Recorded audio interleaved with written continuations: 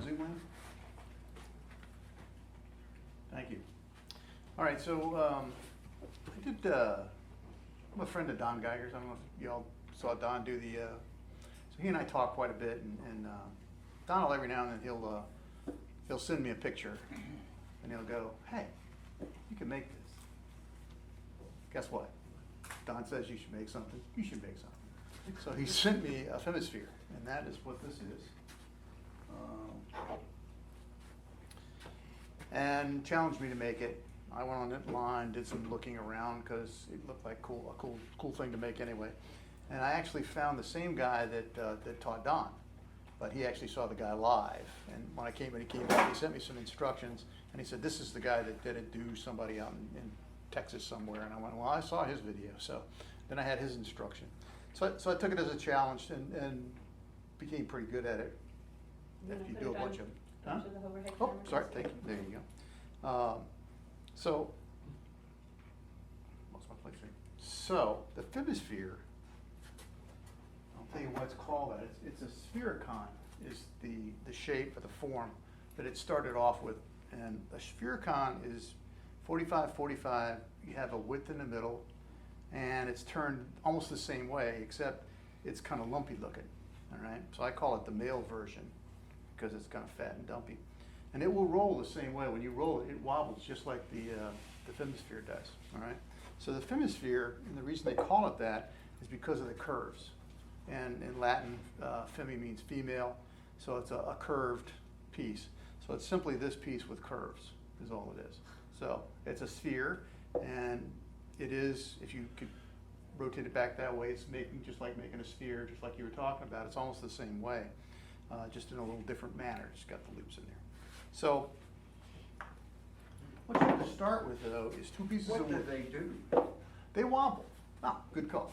So what they do is it's a toy, if you will, or something nice. I kind of made that and just mounted it on there, and it just kind of looks cool on the mantle. I had a piece of wood that I really liked, and I didn't know what I was going to do with it.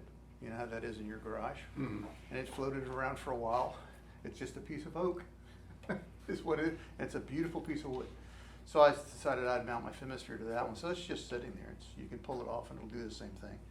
But what it's supposed to do is it's supposed to wobble. All right. Let's see if I can get it to do it on this table. So, and it'll wobble in a straight line.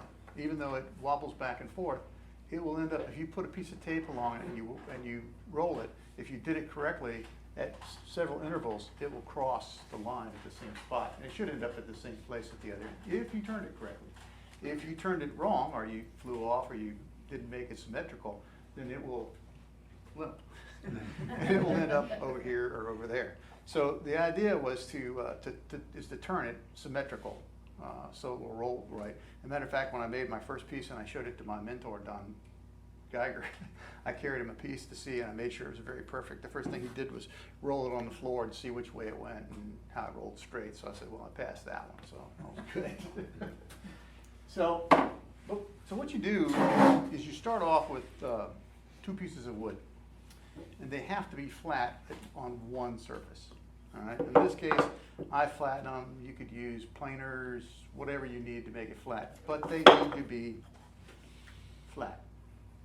The rest of it doesn't really matter, except for this dimension.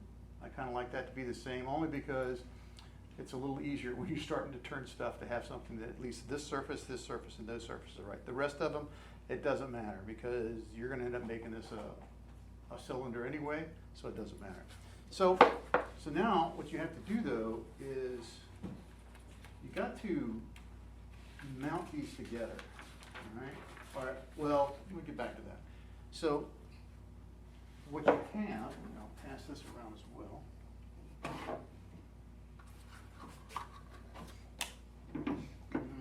So this will give you sort of an idea of what the layout is that I'm going to do it on in 3D. And then the dimensions are all based off the width. That's the key. So whatever the width is, if you double it, that's going to be your height.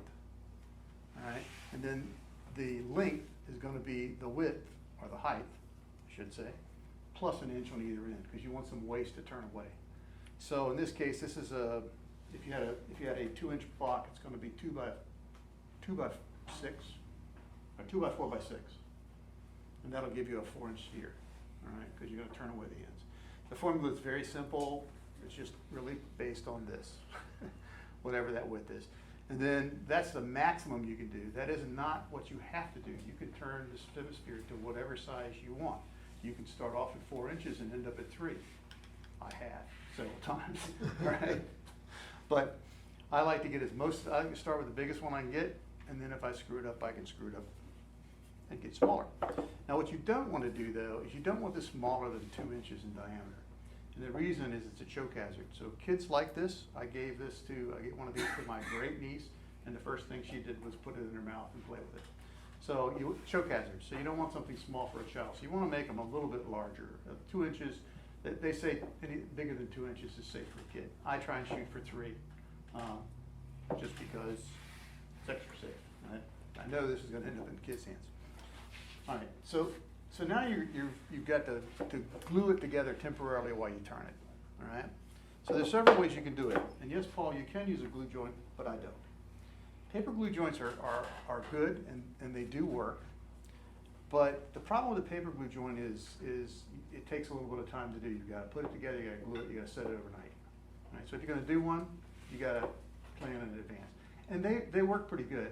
I did a couple in a paper joint, and they're okay. They come apart pretty well. There's a little more cleanup with it when you get done. And I found a couple other ways to do it without using a paper joint. So the next one I use is I tried a hot glue. All right. Most people think hot glue doesn't stick things together. No, it's not true.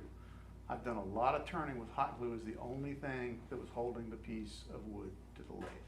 And to date, knock on wood, I have never had one fly off. And I've done some offset turnings where I just stuck it up there and did a hot glue around the outer edge. And you can do the same thing in here. And what you would do is you come across here and put a piece of glue here, and some here, and there, and maybe across there. And then you would put it together. And then getting it apart is the next thing. It's a little trickier with hot glue. All right? But what turned me away from it is it's hard for me to get that hot glue and squeeze the piece back together and get a nice even joint. Even though it probably doesn't really matter that much, for me it messes my mind up. So what I went for double-sided sticky tape. Okay, so it's spec tape. You can buy it online at Amazon. They sell it there. Yeah, it's about $35 for a roll, and I found that I actually use it a lot more than I thought I would. I used it for this, but there's a couple other things that I've done that I have found a great use for it. Let's see, so you just put a I've piece. used a lot of it. Yeah, it's very nice. I would think in a segment, and you know this, really Paul does a segment. Just wanted to let you know that. It's a segment. It's only got 2 blocks, but it's definitely a segmented piece. Oh, it's more than one, huh? Yeah, it's exactly, that's what I thought. I was thinking about it. I said, yeah, it's a segment. Paul, be proud of me. Okay. I'm proud of you, girl. So you put the piece on like this, and then we come back and cut the tape off.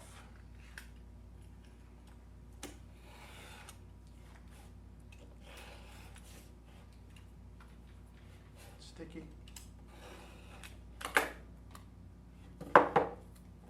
And now I've done a couple of different patterns, and I choose to use the one that I went back to.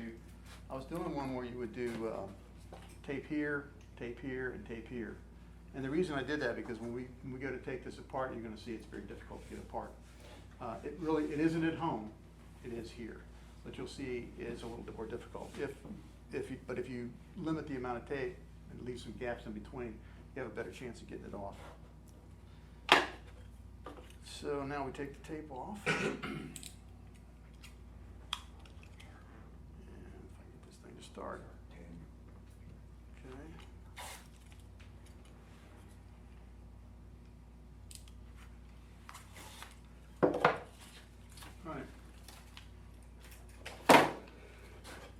I make sure I get the flat piece, and I always mark them to make sure I know which side's flat.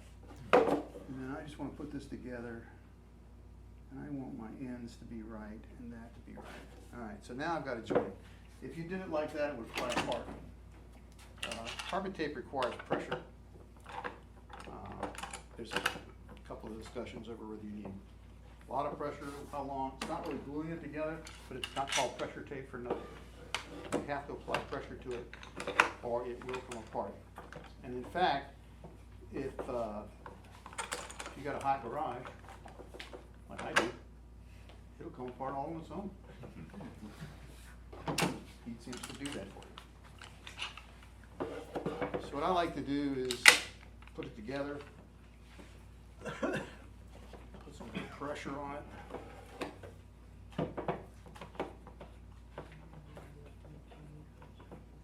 And there you go. Now I'm going to let it sit for a while, but while I'm letting it sit, the next thing I want to do is to get the fat part of it. It's like any other round thing. You just find the center.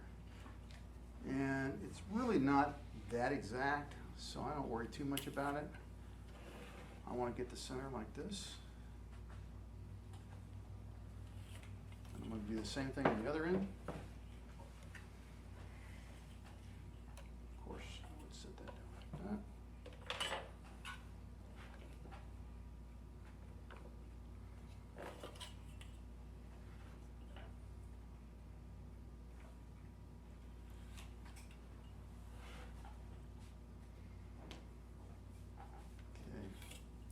So now I know exactly where the center is. And this one's off, but I don't care because I'm not going to drill it exact on the center. Really what I'm trying to find is something close to the seam. So if I had brought my awl, I would have done it. But you come back over top of the seam where next to the X, and I put just a little tab in there, okay? Now, you could have started before, measured in the middle, and you could have took a file or something and cut a groove. But what you're trying to do is you want to put a little bit of relief because points have a tendency to drive things apart, and we're trying not to drive them apart, we're trying to keep them together. So what this is really doing is giving you relief for the point, all right? So I flip to the other end and do the same thing, and as long as it's over the groove, or the joint,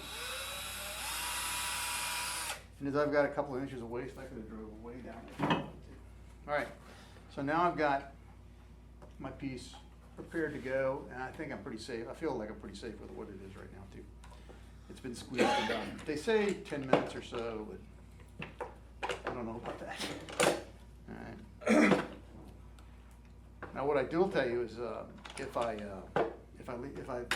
walk out of the garage and I leave it overnight, I can put a little clamp on it to hold it together. Okay. The other things you can do is if you want to make them out of different materials. So I've got some made out of mahogany and some other colors, wood, because that's what you really want to do. These are just how you get the basics. After that, there's a plethora of things that you can do. If you go and look, there's metal, there's black, there's walnut, you name it.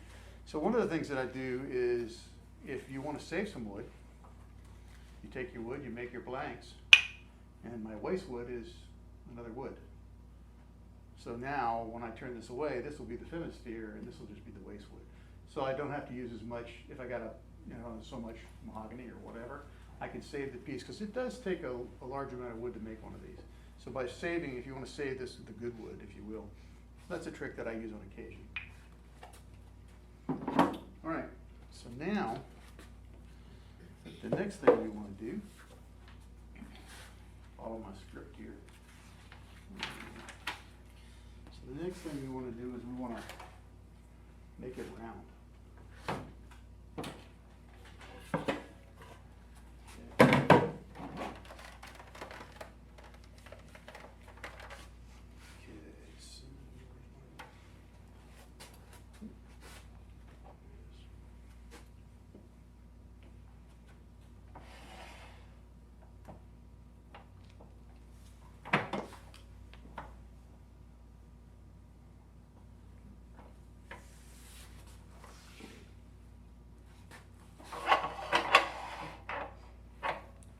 This one just right.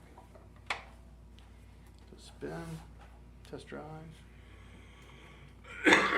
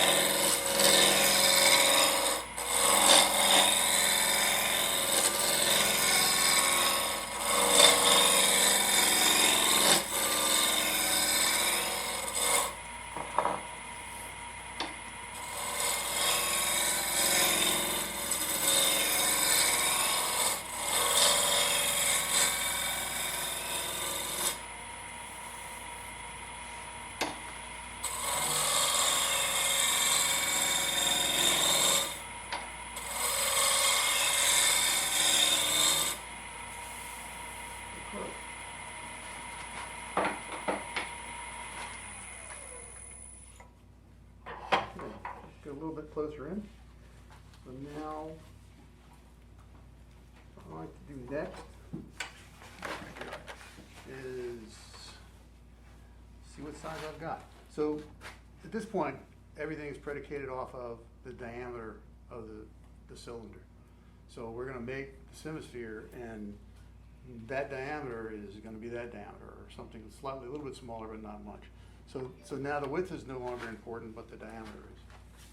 So to do that, and you can set it to whatever diameter you want. If you start with 4, you can get wherever you want to go. So let's see what we have in here.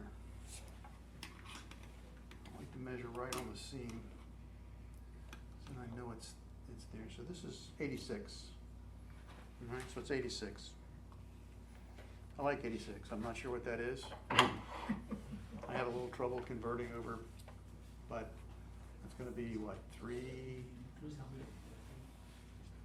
inches or something like that. 75 would be 3. Yeah. What so is it? 3, about 3 3/8, something like that. All right, so it doesn't, in my world, it doesn't really matter because they're just numbers, and I use millimeters because they're just easier to work with. All right, fractions screw my head up anyway. So as long as it's there, you're good to go. So we know what that is. The next thing you do is you really want to find the center of the cylinder. I got this off of Tim Turner. I had a center finder that's 12 inches you can buy, and I could never find one that was 6 inches at the last meeting. I said, man, it's because mine hits, the 12 inches hits in here.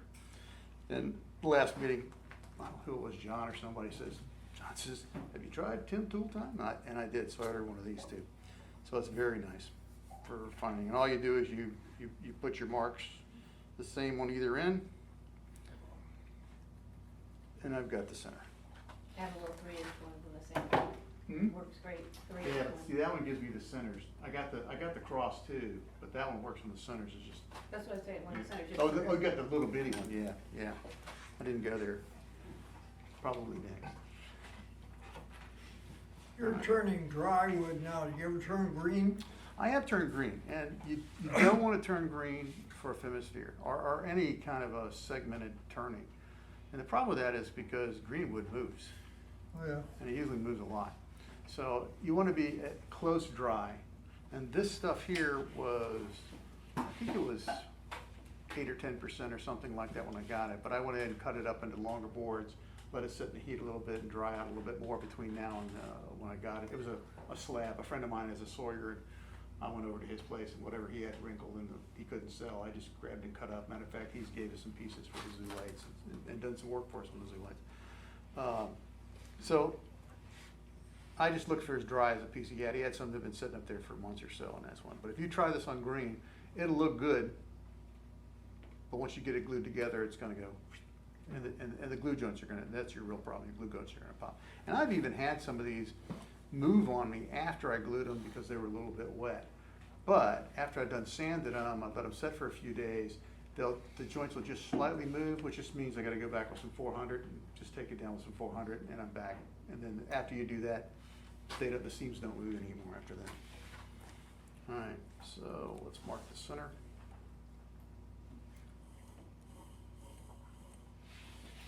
So once I have the center marked, and I can know that it was 86, so that's going to be 43, so I can find the ends of my sphere.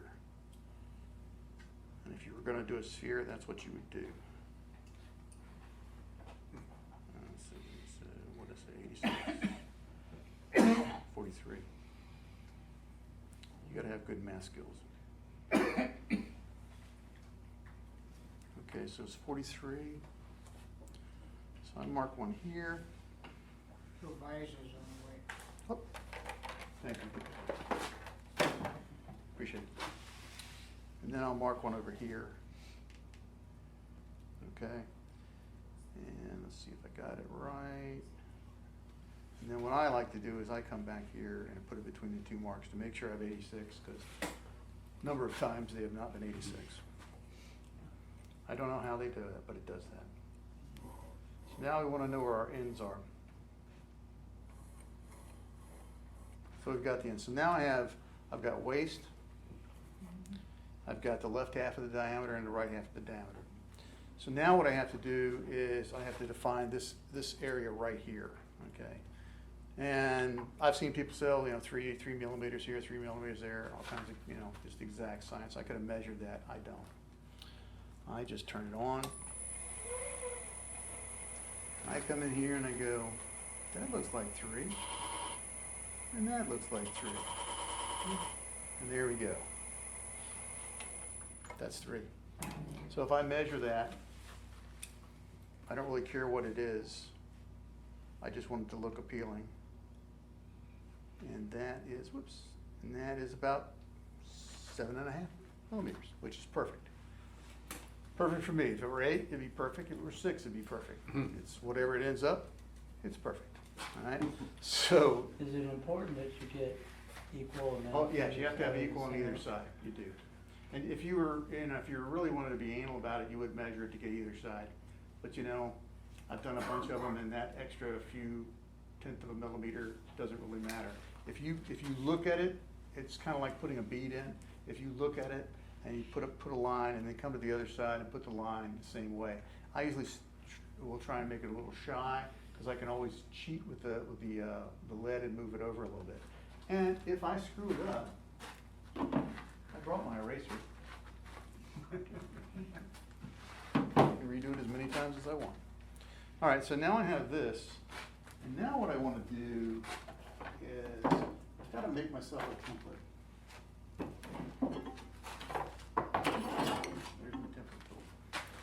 So the radius, this radius right in here, I call the FemiSphere radius. All right, so it's really not half the circle. It's from this line right here to this line right here. Okay, and that's the template we need. So I put the marker on this line, and I open this up a little bit till it gets to that line, and that's that distance right there on both sides. What you do then is you come in and you make yourself a little template.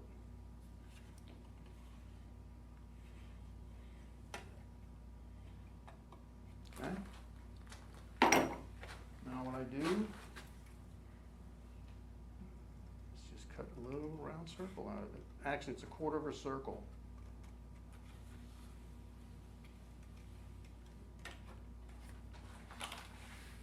I want to get rid of these edges. I just put those there because I found it easier than just putting it all the way to the edge.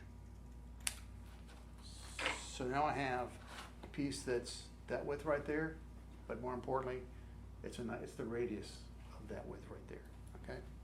That's important. I leave it up here because I've lost that, and if you lose it, then you gotta make a new one. So for me, I don't touch this until I'm done because I might have to make another template. All right, so now that I've got that marked, now I can start to whittle away some wood to get it to something I can work with. And there's several ways you can do that as well. All right, so I like to start out by doing a little parting.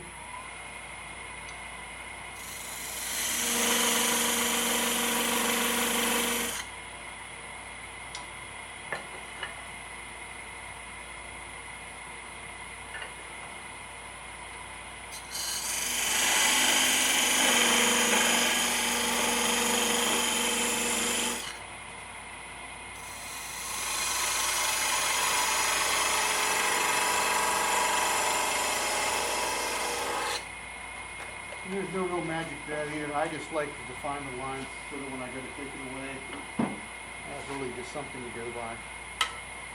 And I will slide this over this way.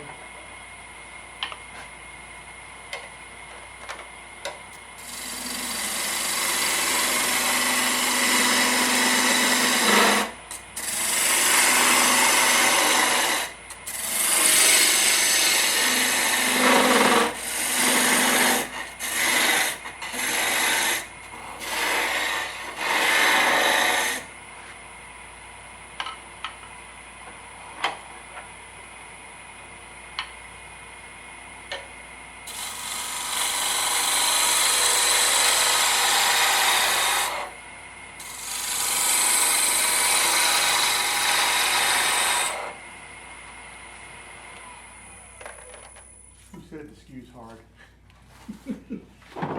What a great tool. I love that tool. I love it. All right, so now I just got some waste wood. I just take it away. I try and keep as much on this side as I can because once it gets small, it could fly. It won't hurt Jim, I swear. Okay, it's a little bitty thing. And usually it does fly your way, it doesn't fly my way. All right, so once I get to that point, now what I want to do is I want to start to make my curves, all right? And I start on this side, and then I'll come back and do the other side a little bit, and back and forth, and I'll explain to you why I do it that way.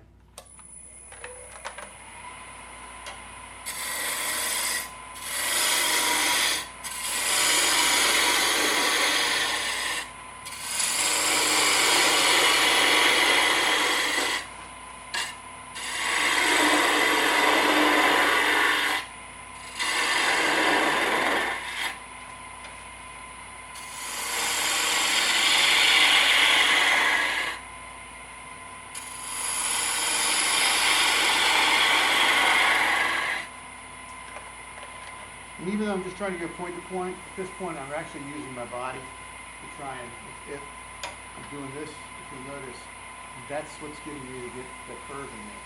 This is just, it's just a big D or a coat, it's just a big coat. So I do that one. The other thing you have to be real careful when you get right here is you want to turn it up to 12 o'clock when you come in for this one, because if it skates, you're going to take that out, the lines back out, and you've got to come back in and then reestablish the lines. And that happens to me quite a bit, so, but I don't like to do it. I try not to do it from you. So you just want to come in here really, really easy.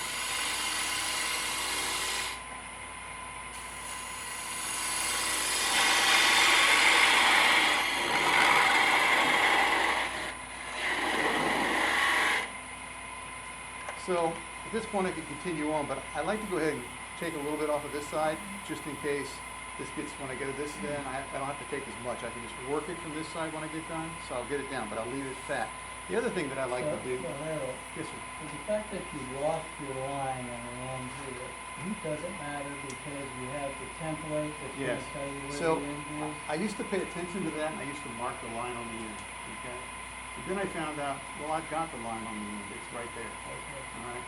Because I'm gonna take this template and keep turning it, and when it falls back in here, I leave this end a little bit fatter, but that defines the end, all right?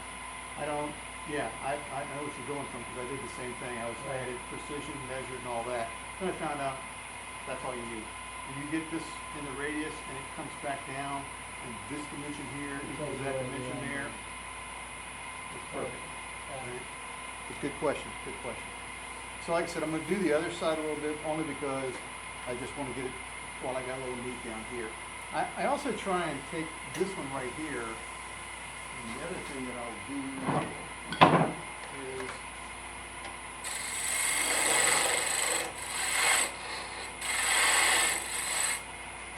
I didn't bring it with me today, but I did it anyway just for demos. So if I screw up over here and it flies off, and I've got this big piece over here, it'll fit right in my chuck. So I can then put it in my chuck, I can bring up my another piece on this side, and I can actually finish it out. It will probably be one of those that limps, but it'll still be a FemiSphere that somebody will like. It will hang on a Christmas tree, or I could salvage it. So I leave this as long as I can, and then just for that one reason. And I have done that a couple of times. All right, so now I'm going to take the other side.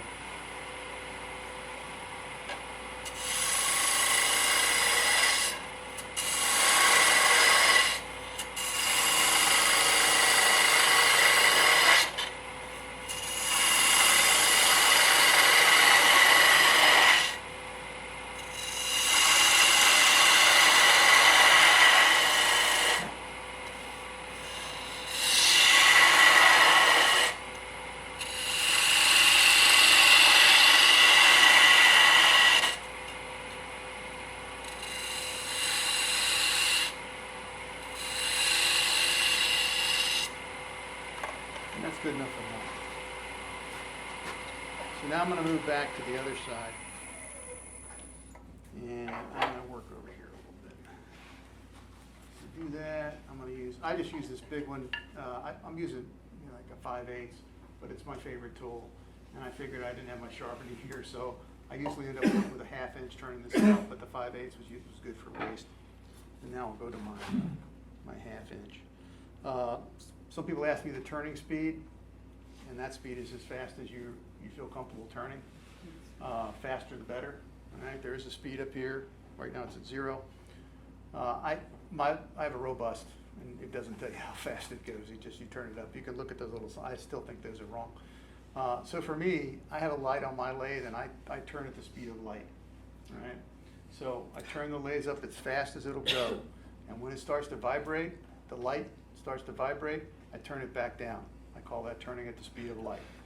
And it is a good indicator that you're in trouble. If that's shaking around, you should not be sticking pokey things into it. So, and I'm not probably going to turn that fast here, but only because I don't want to hit you.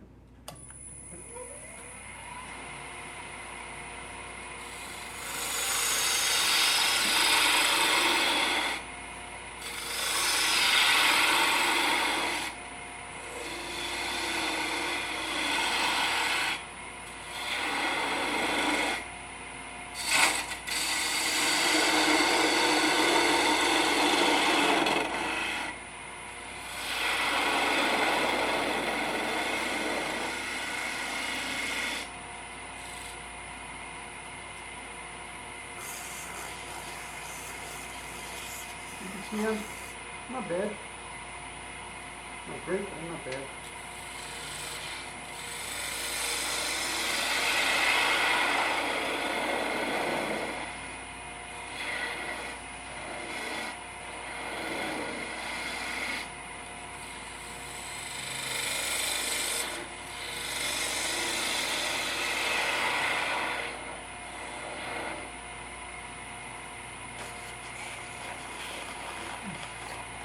What you really want to do is figure out where you're fat. Just try and only work there. The sooner you can get your radius to match, the better it is. And I'm getting pretty close. So I'm going to go cheap. I call it cheap because everybody says scrapers are bad. No, scrapers are not bad. Scrapers are cool. And if you use them right, and you keep them sharp, they'll give you just as sharp a cut as that one. Maybe not as smooth, but as sharp. The only thing you really have to worry about if you're using a scraper, and I've got some negative rakes, but I like a regular scraper better than a negative rake for this type of work. The problem with a regular scraper is that it can be a little more aggressive, and you can get a catch, and you can do some bad things with it. And I've done that one.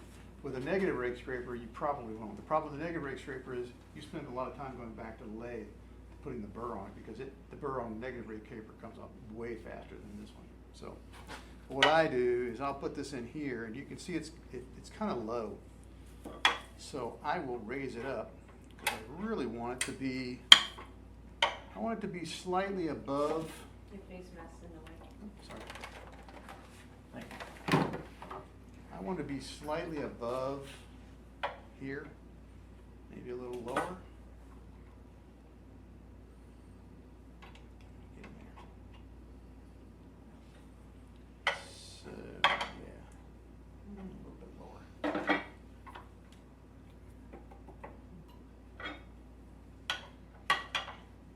Yeah, about. Whoops. Ow. It's okay, it's my shavings are on the floor. So once I have it, and one of the things that I've been doing lately is I've actually been putting a collar on my my piece, and the reason is if I want to change this, so now I want to change this around, I can loosen it up and flop it any way I want, and it doesn't go up and down. So I take out a component, one of the components. So I've been using that. I started using it with this one because I was just going flopping front to back. But I'm finding it's pretty useful for just about anything I do. If you're a hollower, that's what you do with your hollowing set, is you set it up, the height of it. So I just found these I got online from Amazon. I just put, instead of using the regular grub screw, I just got a little regular handle one that I picked up at Lowe's for $1 or $2. So now I can take that and I can loosen this up. And I can move this where I want, but the height is the same. And when I move to the other side, I can do the same thing. Problem with that is I want to go low, I've got to loosen it up and go low, particularly if I'm going to use a a gouge, I'm gonna come in at a different angle, but a scraper, I'm gonna go high.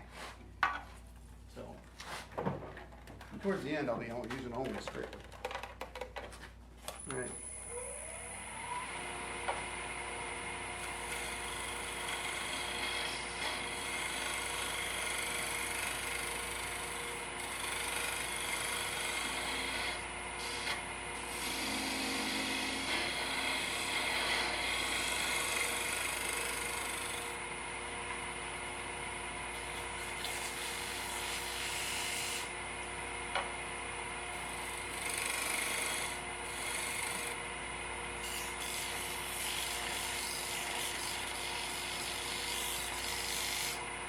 Close.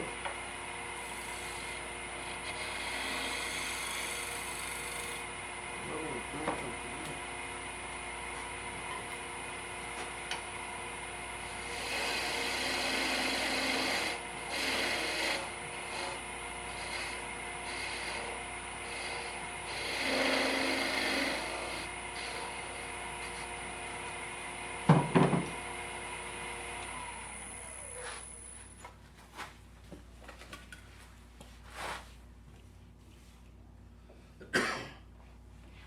So I'm at about 11 there. And of course, remember, I was about 7.5, 8 up here. I'm trying to get that close. I'm not going to get it exactly down to the same width as this one. I actually like a little bit of fat because we're going to do a little sanding at the end, and that fat just gives me just a little room at that end. If you try and get too perfect, it doesn't work. So.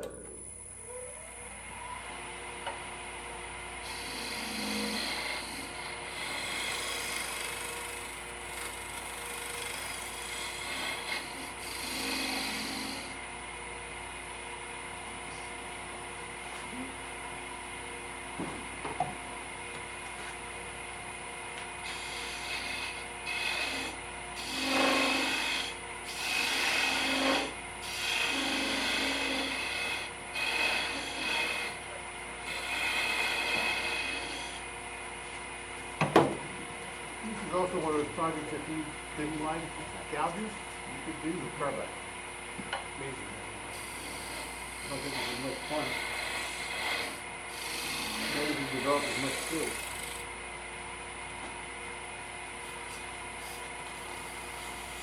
Yeah, a little bit more up in here.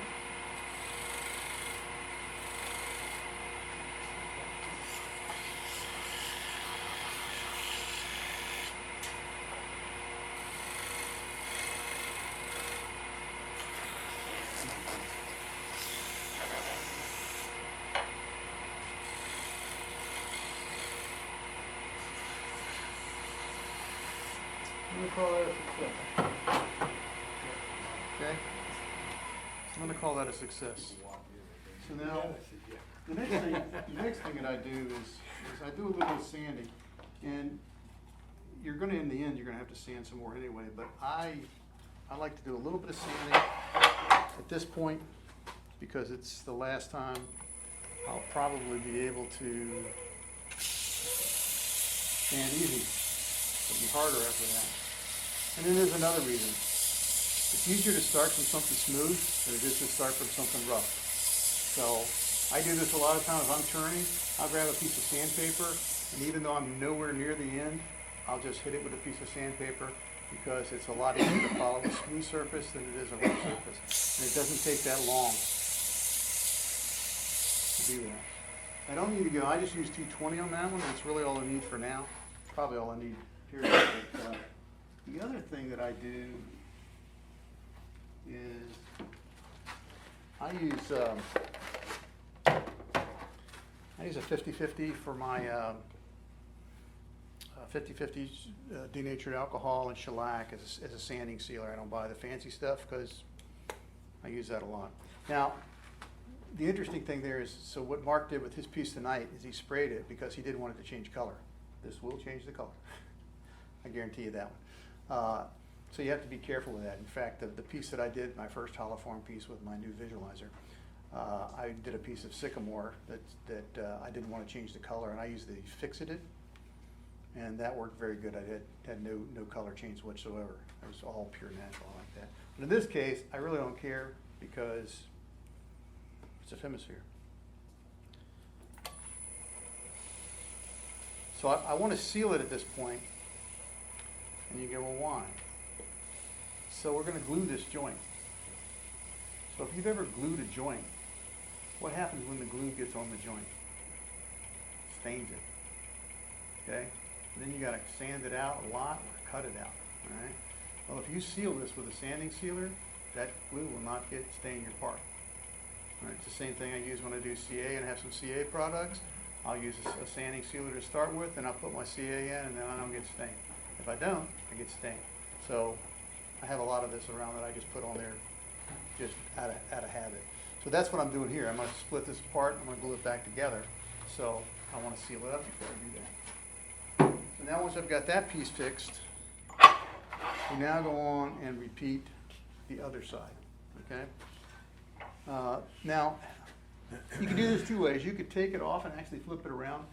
So if you only know how to do this, okay, you could do that. And Mr. Geiger said that's the way to do it. I said, no, it's not the way to do it.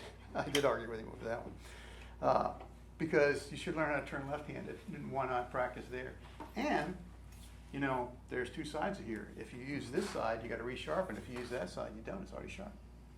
Okay? So, and left-handed is not that hard. It's and if I end up with a scraper at the end anyway, all I've got to do is be kind of close. And it's good. It is really good practice to do left-handed turning.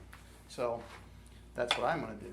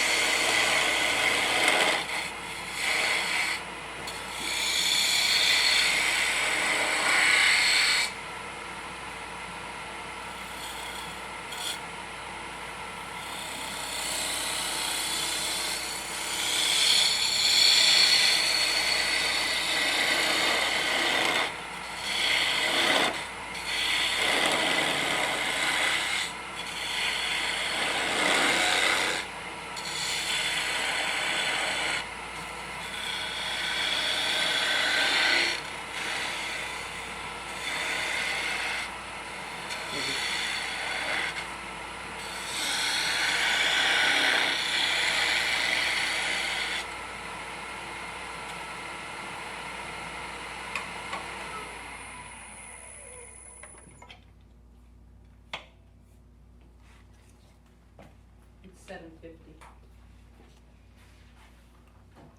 750. Okay.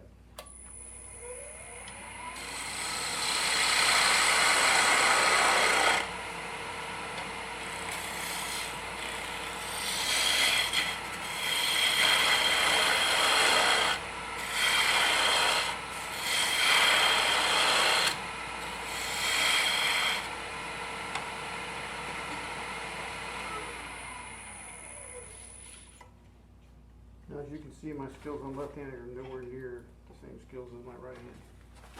So, let's bring it back up.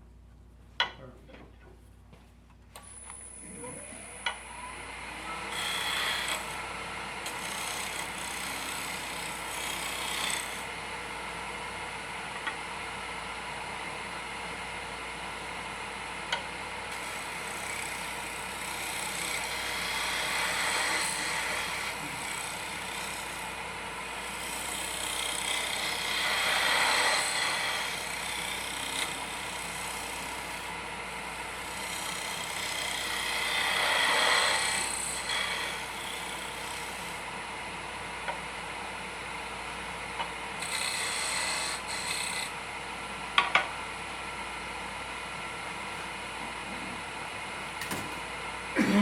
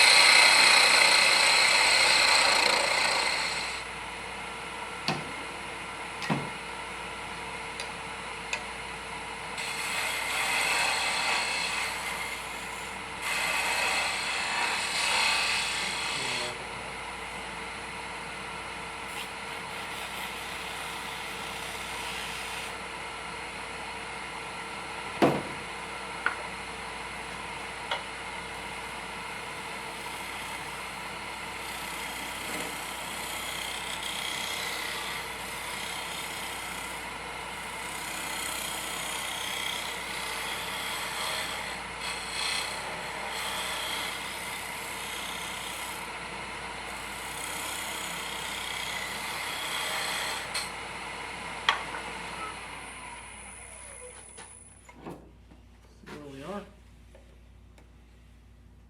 10.5. Fat on the top. 9.5. A little bit more. I need to look at the radius. So I need to work on that here. A little bit.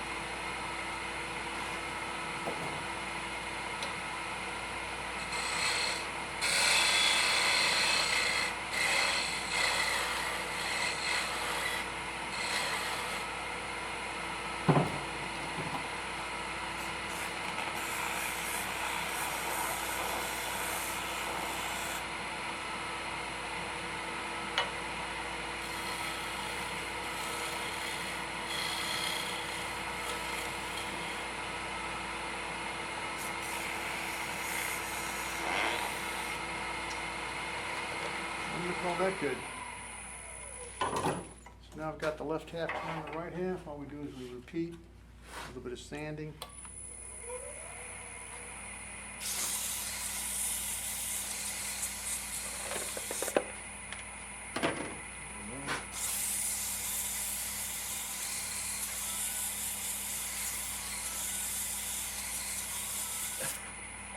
Another thing I like to do. Put my helmet on for that one. I like the square just to fill it up.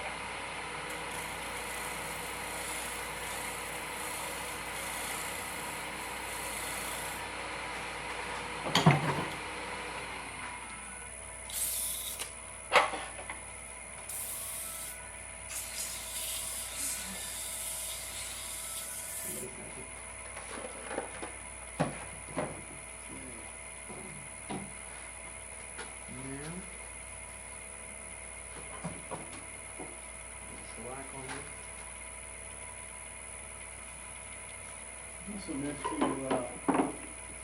these two. So these are some things that you can do once you get to this point. This is a blackened. This is that USMC black with some burning. And somebody had asked me about this one. This is the same as the one I'm doing here, except what I use is burning. falls. I just burn it, just kept burning it. Putting the pattern in to get this the pattern. There's no color on this. It's all burnt. I used a nylon wheel to brush it, and that gave you that copper effect. There is no finish whatsoever. That's what you get with that technique. I thought it was pretty cool. Let me pass those around. I do it afterwards. It's something you can do. You can decorate. You do some fancy stuff. I thought the drinking part, the burning part was kind of cool. I got a couple of burners. So it was fun. That one I just burnt the edge and then took the black over it.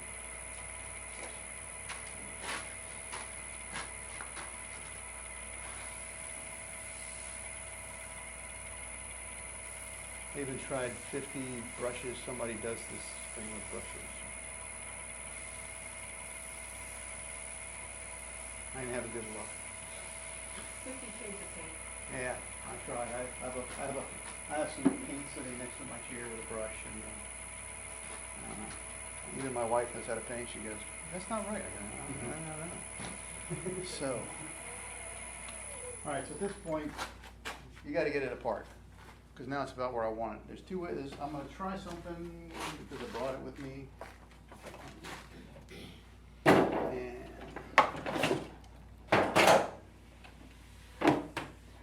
like I said, for me, the easiest way to get these things apart are in a microwave. 10 seconds in a microwave. The glue joint heats up. Doesn't take very much to put it apart. And if it's hot glue, all right, you can douse it in with denatured alcohol. That'll break it apart too. That's what I use on my lathe when I'm doing offset turnings. And I glue to get get it to break loose. You just pour some denatured alcohol and it'll come off, because I can't fit the lathe in my microwave. But this one I stick in there about 10 seconds if it's the tape, and maybe 5 seconds if it's the hot glue. And it literally, you can just kind of work it a little bit and it'll pop right apart. It's much easier than what it's going to be right now. There's a microwave in the bakery. That's okay. Sorry. Talking to the crew. So the other thing that I tried, which actually does work, is we can do a little heat on it. All right. So I take it off, and if you think about it, the reason I drilled a hole in it was to keep it from splitting, so the point didn't split it. So now I can put the point back in there and maybe make it work for me. Didn't work last time, but I want to try it again. Okay. But before I do that, I like to put a little heat on it. We're going to try. If not, I have a secondary plan. I'm not going to take a whole lot of time to get to that point. But I'd like to see this one.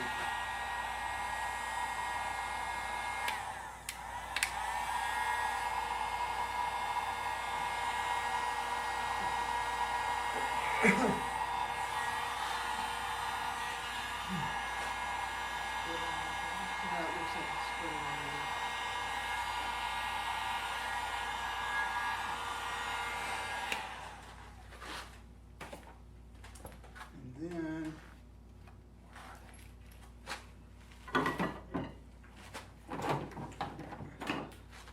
I was using these last time, and I brought some wooden sticks that I thought were much safer. It's not what I use, but I thought I'd use some wooden sticks that were much safer. And this is working out much better. There you go. So now you split it apart. And the heat did most of that work.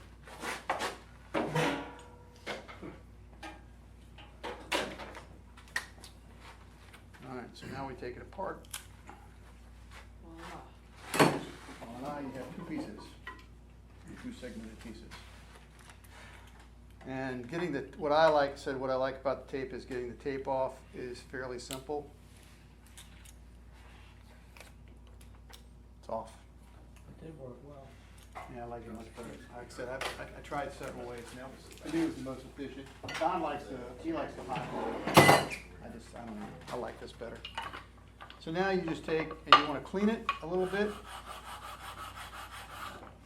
All you're really doing is getting any kind of residuals left over from the glue. so that when you glue it back together, it sticks. That's all you're doing. Really not a whole lot to it, just a quick wipe across there, and you're good to go.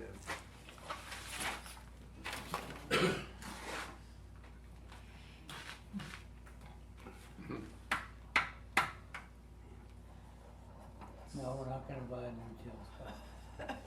Why? I think when you cut this one off, this is gonna be marvelous. I really did like that much better. So, let's see. So now we're gonna put this back on. The next thing we're gonna do,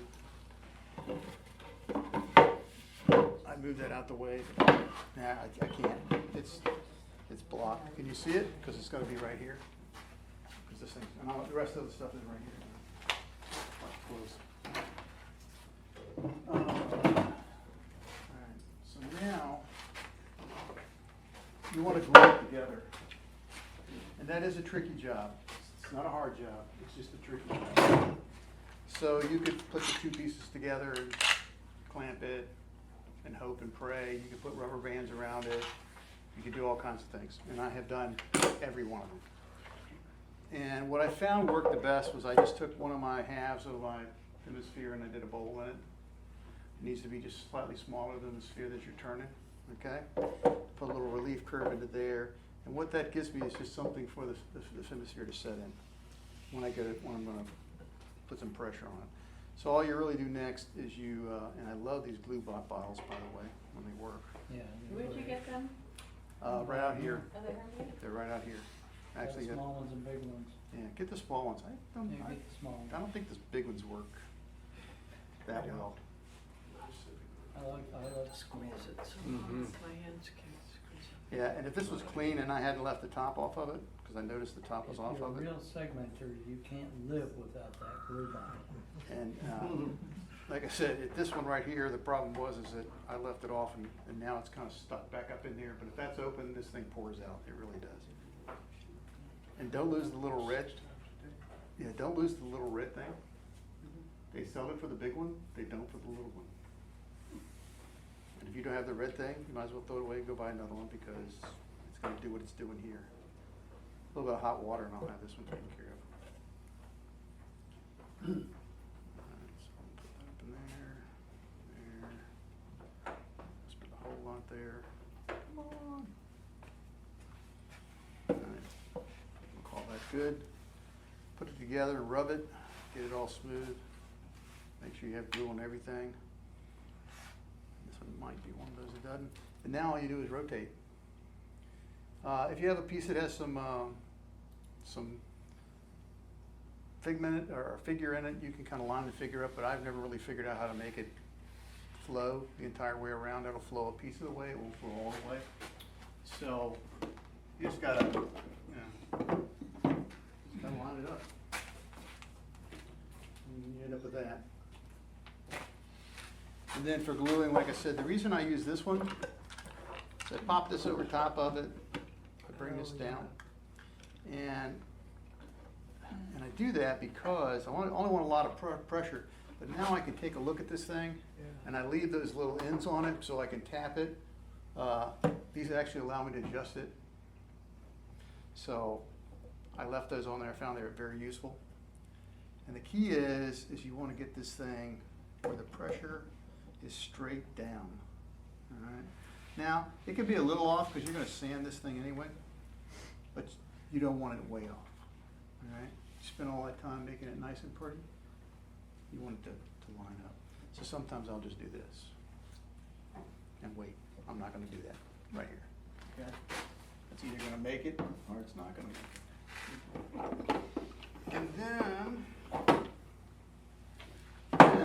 once I've got it to that point, now I just lop off. You can just handsaw, bandsaw, whatever you want. Just lop the ends off pretty close to where it is. And then we will take this. And bring it like this. The next thing I do. It's a long bar.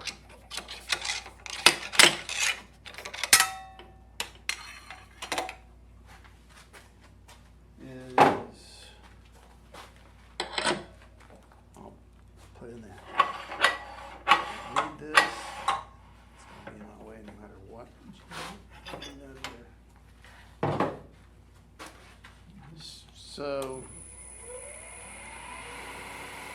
These you can get on Amazon too. They're about 1.5 inches as a drill sander. If you don't have one, you're probably not a woodworker. I've had several of them. I bought a ton of them, and I ended up buying this one to put out because the other one wobbled. You know, I don't know why. It wobbled. So now now this is the fine-tuned gouge. All you're really going to do now is you're not going to do a whole lot of it. All right. I'll take the end pieces and sometimes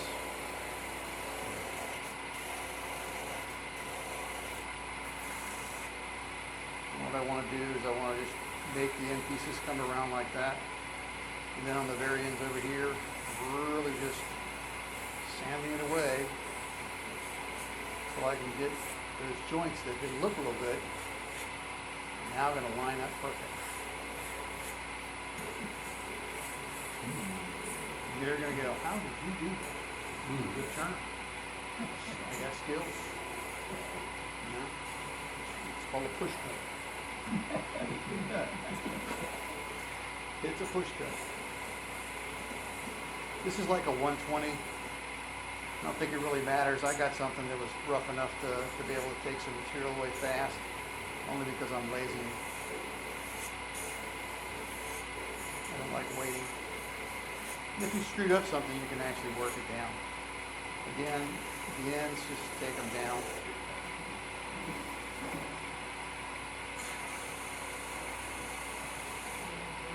So Harold, you leave that little part really defined, but the edge is very defined. I do. Okay. I do. I've seen people curve it and make it round, and you could do that. I prefer the squared off, Yeah. soft edge, but squared off. I think it looks much better. But I've had friends that have made them all just all round, and they still wobble the same way. It doesn't really affect the wobble as much. I just like this look better. Like in wood, it's all what you like. If they don't like it, don't buy it.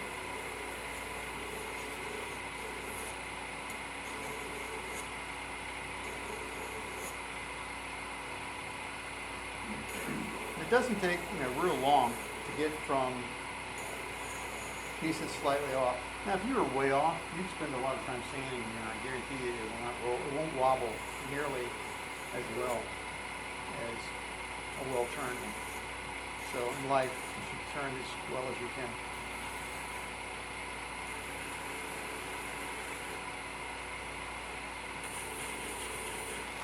Okay, close. Keep going. Now I've got the shape, and it's pretty good. It's not bad at all. The next thing I do is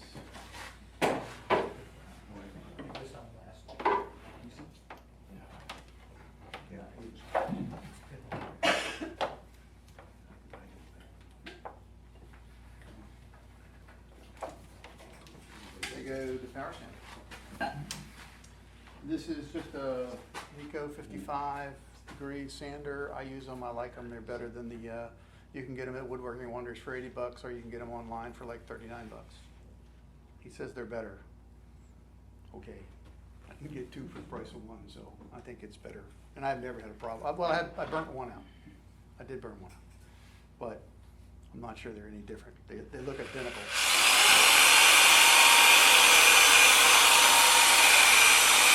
Here, all you're doing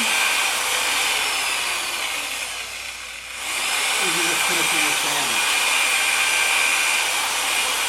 Okay, then that one a little better.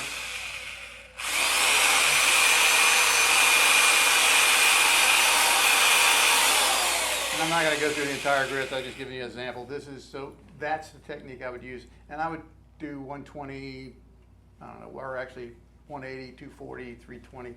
I don't do too much more than that, maybe up to 4 if I feel froggy, because it doesn't take long.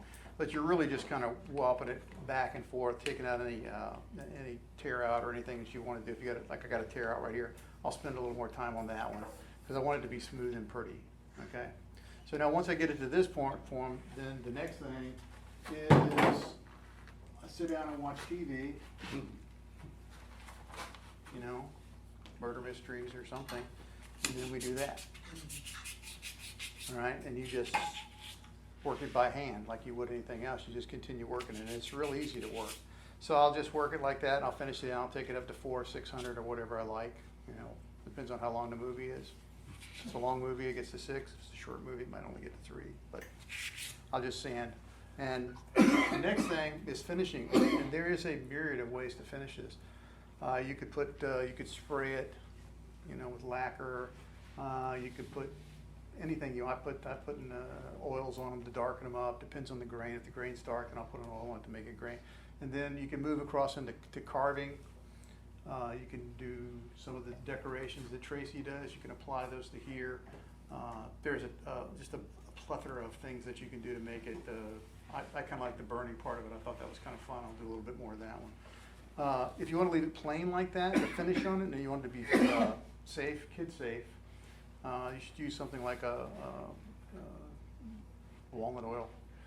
Mahoney's or Pins Plus. I think I'm a Pins Plus kind of guy. They have a little wax in them, and both the wax is safe, and so is the oils that are inside. They're all safe. You can eat them if you want. There's nothing really a big problem there. It's it's walnut oil, unless you're allergic to walnuts. Or you just take it on your wheel system. I have a wheel buffing system, and it's got 3 wheels on it. And you just simply go to the first wheel and you buff it with the first wheel. Now there is a skill to buffing. Okay, when you're buffing, you want to put a piece of towel underneath. I know it's a little bit dangerous, but you want a thick towel underneath your buffing pads. Foam Okay. towel. Foam is better. Anything thick is good. And lay down. I kind of like wrap mine around with a little bit of cord or something so it doesn't catch up in there.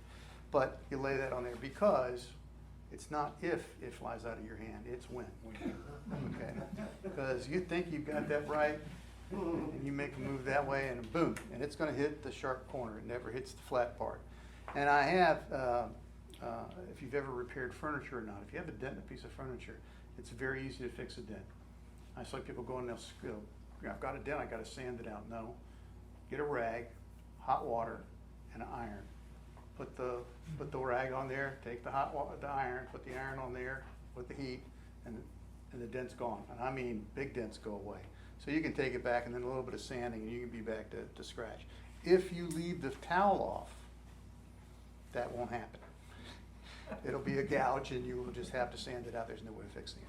And then at the very end, then like I said, I'll do canuba wax is the last, and that's an orange, which is I think 1,000 or something like that, or 2,000-3,000, and then the white's like 11,000, and they shine pretty good. And then you put the canuba wax on, and that's pretty safe. And you'll get that's how I did this one. That's all. All that finish was nothing but veal and buffing. And I made it a little fancy, and I laid a piece of brass, but that's only because I was trying to do something I screwed up. I had to fill the hole with something, so I filled it up with brass. This little brass tube looks good. So, with steak design opportunities. And that's the way you make a FemiSphere.